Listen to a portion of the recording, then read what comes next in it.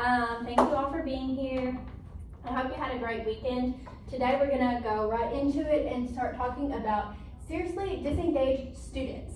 Does anybody have an idea of what that means? Anybody want to volunteer? Maybe an example of what you think could be a seriously disengaged student? Yes. Disengaged meaning that they're just not interested in what they're learning. That is a great example, Miss Morgan. Miss Riley, would you like to? I think somebody who's not paying attention.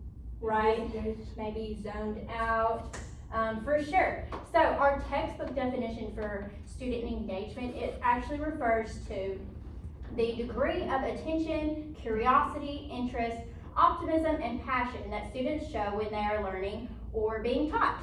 And this also extends to the level of motivation they have to learn and progress in their education.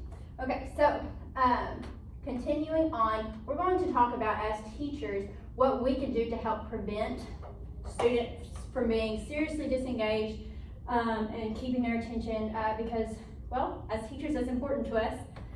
So one thing that we can do is we can upgrade our attitude. We can come in with a smile on our face. We can come in being enthusiastic. We can come in and not let anything outside of the classroom that we may be going through affect what our attitude is inside our classroom.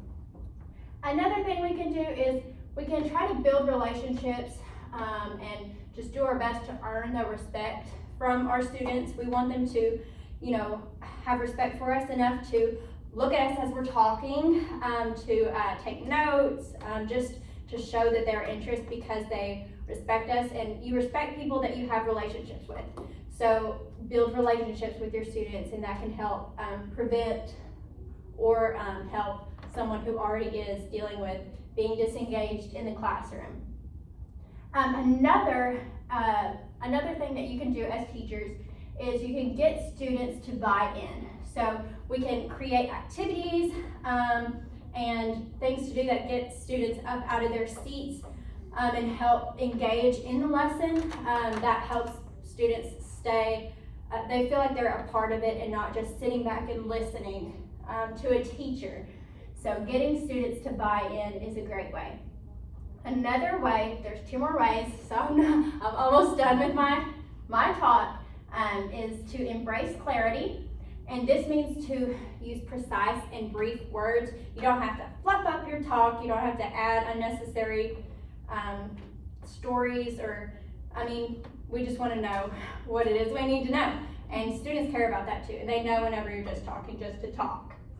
The last thing that we will talk about in regards to teachers and what you can do in your classroom is to show your passion. This is by showing your interest in the content that you're teaching through verbal and nonverbal communication. So whatever the subject, just showing that you are knowledgeable of what you're teaching. You don't have to go and look something up. Being prepared to teach your lesson and then being enthusiastic about what it is you're teaching. Love what you teach. That's a good way to go about it. Okay, before we go to our last thing before we leave today, does anybody have any questions, anything they'd like to add on? Anything at all? Yes, Ms. Morgan. How many students are disengaged in the classroom? So actually, that is why it's important to talk about student engagement. So I'm really glad that you asked that question. It's a great question to ask.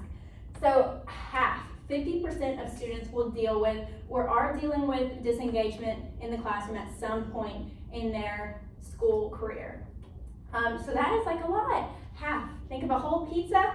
If I ate half a pizza, I'd probably have a bellyache. Like half of students. And so that is why it's important as teachers to acknowledge that students are dealing with disengagement, and looking into reasons why is also important. And we'll talk about that next class. So y'all have a great weekend. If you need anything, feel free to reach out. Go you guys.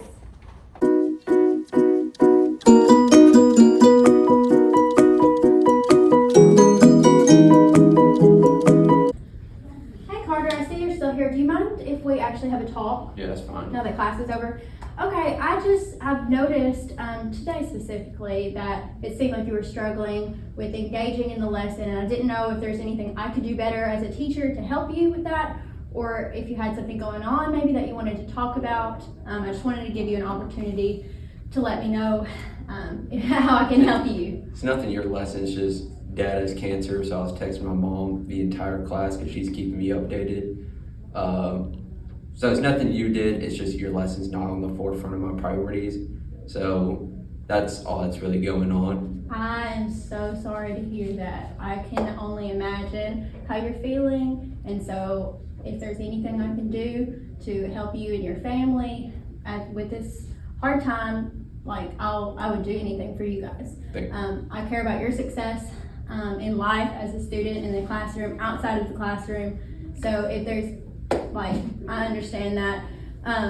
So one thing that we need to try to do, and I know it's hard, lots of things can be hard, but I'm here to help you along the way, is whenever we come into our classroom, we need to try our best to try and leave some of that really heavy stuff at the door, because it will still be there. Unfortunately, all that heavy stuff will still be there when we're done, but we need to be present if we can, to the best of our ability.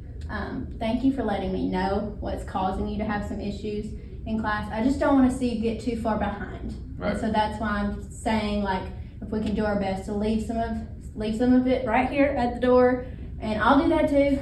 So I don't have the same stuff going on, but I try to do that for you guys too. And I know it's going to be hard, but we can do this together, and keep me up to date on what's going on in your life with your family.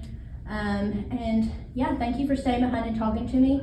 Hopefully we can continue to grow together in our class and to be the best teachers we can be.